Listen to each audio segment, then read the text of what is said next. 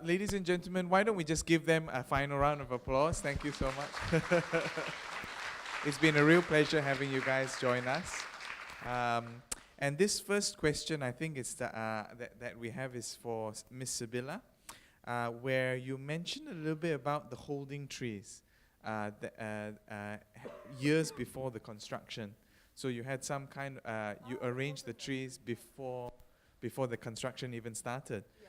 We're quite interested to hear a little bit about how you secured the budget and cost approved for the landscape so early in the project.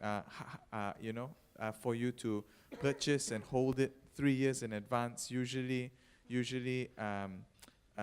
in construction here, it will be quite a bit later when you have the budget to do such a thing and confirm so early. So can you explain a little bit more about that? Sure. Yeah. I think the simple explanation is we had a fantastic client. And we convinced the client that if we grew these trees, we could buy them quite cheaply, because we would buy them at really small sizes. And in fact, it was the only way to realize this vision of having this native forest in the center of Hong Kong, because these type of trees don't get commercially grown in nurseries. So the only way to have them was to get them grown from cuttings and from seeds in a specialist nursery. And by doing it at such an early stage, rather than buying a mature tree, you buy a very little plant, and that little plant is actually quite cheap. And our client had their own pre-existing relationships with a nursery that they frequently used. So again, he was able to get a really, really good deal with that particular nursery. Yeah, that's a very interesting way of thinking about it. Great. So, is there any other questions? Okay, one at the back on the right.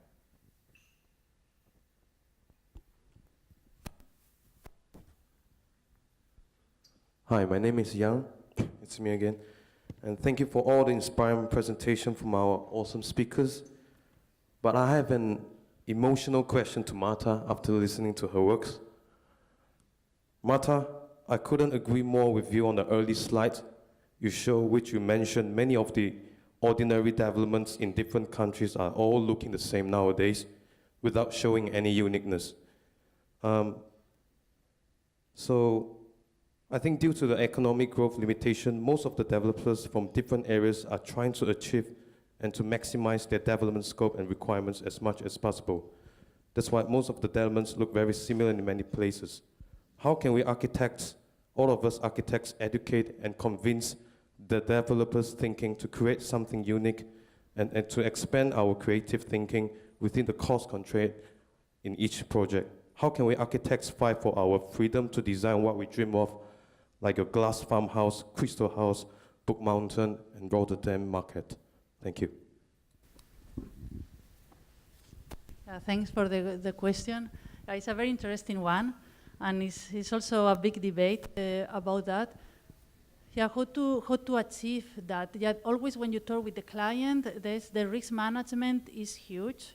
That is one thing. Of course, the budget management also is huge. But us as an architect, what we see, because, for example, we do a lot of social housing in Europe, and housing we work with the same principle. We really want to give diversity to the people, and how to achieve that. Like there's different strategies. Sometimes it's not. For example, the project that I showed here, the one of the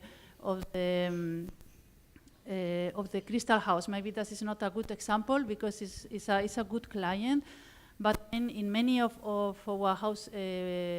social housing, sometimes it's playing. You have different typologies, but you have to study well how the structure you will put it so that it allows certain diversity to have different kinds of housing that is not always the same, or it can be sometimes it's only with the trick to having different colors in the corridors, so that people feel that their house is not in just an extremely generic corridor, but that it has yeah, that it has, that is different, their entrance, or you can have, for example, also one of our tricks that we do in our tricks, or what we try to do in our social housing, also is to create collective space inside of the social housing, so that the people,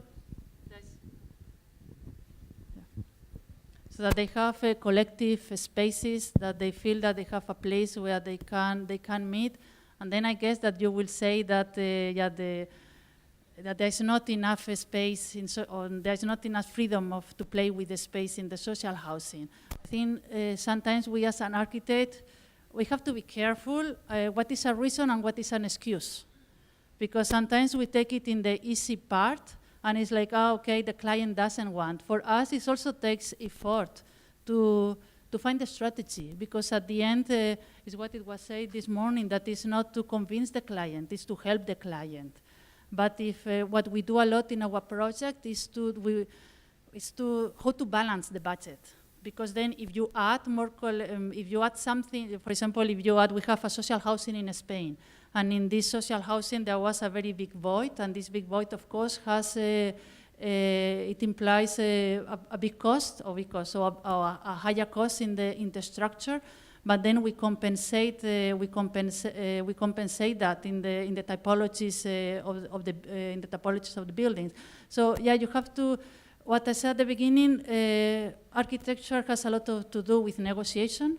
It has a lot to do to prioritize what is more important. Of course, that for us, this is also more work, because that means that that you have to think, that you cannot take, also you don't do copy-paste.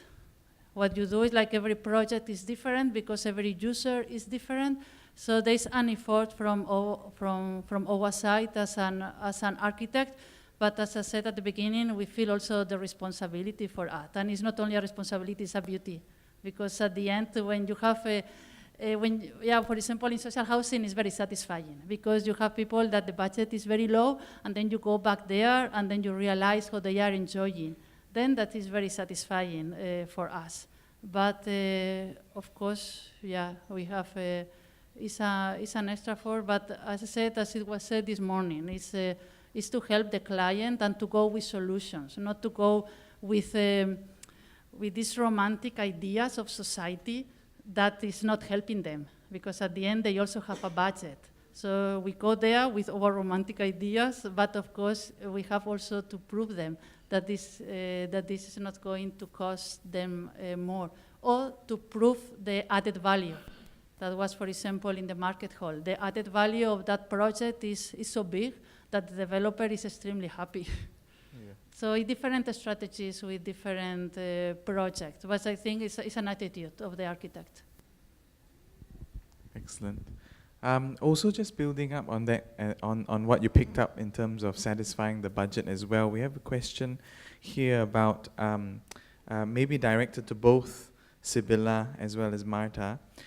We noticed that you do a lot of research and development in some of in even the conceptualization of your projects, from CNC cutting, using Grasshopper, Rhino as very sophisticated softwares, complex curves, and you do a CNC cutting of the stone itself, from developing custom glass blocks of brick and custom architraves. It sounds like a lot of research and development.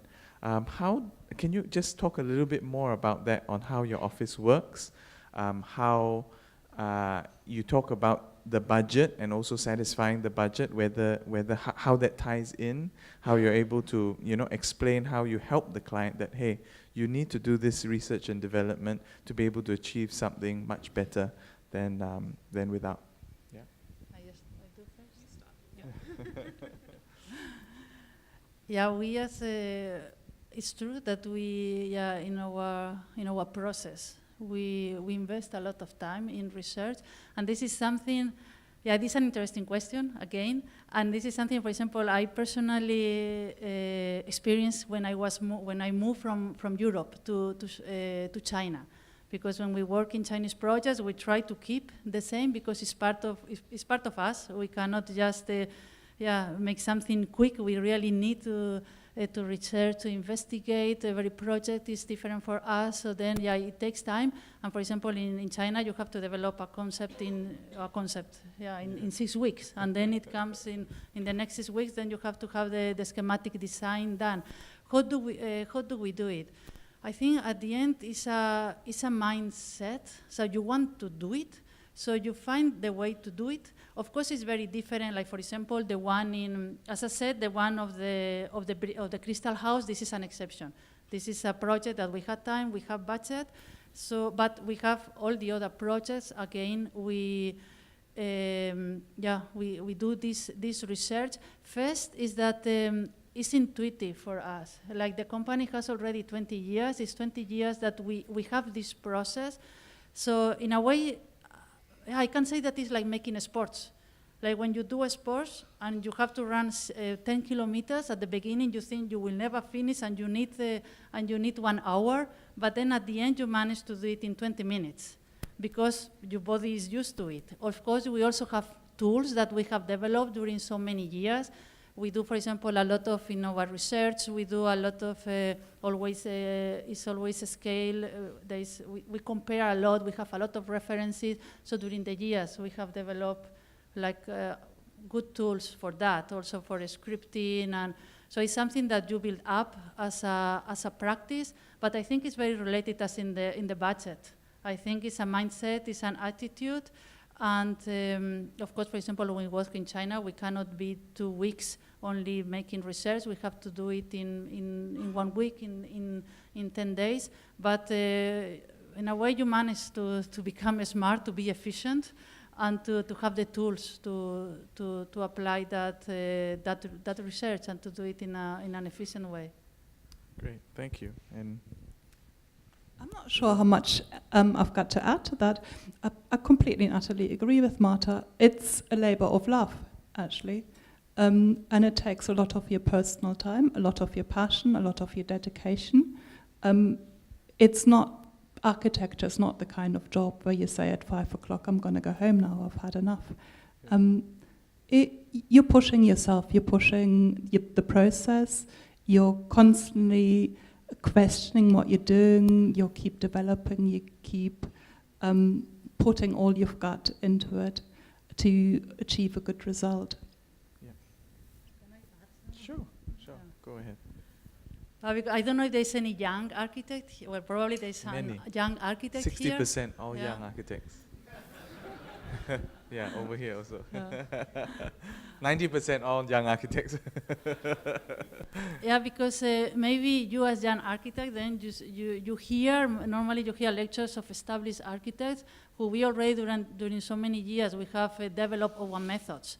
So don't get frustrated, because maybe you can think, how can you manage to do your research in 10 days when I need to do this in 3 or 4 weeks? As I said, this is like a sports, I think. It's really a mindset. But if you really want it, then over the years you develop that. And it's also, as Sibyl said, that you are traveling, and then your mind is ready for that. And then you take photos. And then I see myself like, then you take photos, and then you put it in your library, and little by little you build that. So it's part of the process. Yeah. Great, thank you. So, any other questions? Any other questions? Just put up your hand, and you can feel free to ask. Or else forever hold your peace. This will be the last question and answer session. I have one over here. Okay, thank you. Since I'm having the last question, actually I'm curious. Thank you for all the 4 speakers. You have shared a lot of very interesting, amazing work. Okay, I have to narrate one by one before I come to my question. Okay, like Dan Wei, he shared about his work, how you have to think like a child again in order to enjoy and to get the wow factor. And it's just amazing how the 4 of you actually, complement each other. And then Ed, he actually shared about master planning, which I think, as a young architect here, I think in KK we need that. Actually, we need something new. We need something actually modern, and we need something that is very developed. And then I see Sibila, she shared about the, not forgetting that it's not just human here, but there's also nature, the forest, and how she tried to implement it in the, it really complement the urban planning part, where all the vegetation also come in. And then we have Marta also sharing, looking at the future, not forgetting the history, which is very interesting as a whole. It's like a whole package. So I think me as a Sabahan here, like we stay here, maybe I don't go out so much to see the world. And I'm very curious on, since you're here, I'm asking you as a Sabahan, what is your, maybe like, what is your view on us, architect here, or what is the thing that, something like, okay, if I come back to KK, architects, I hope to see something here in KK.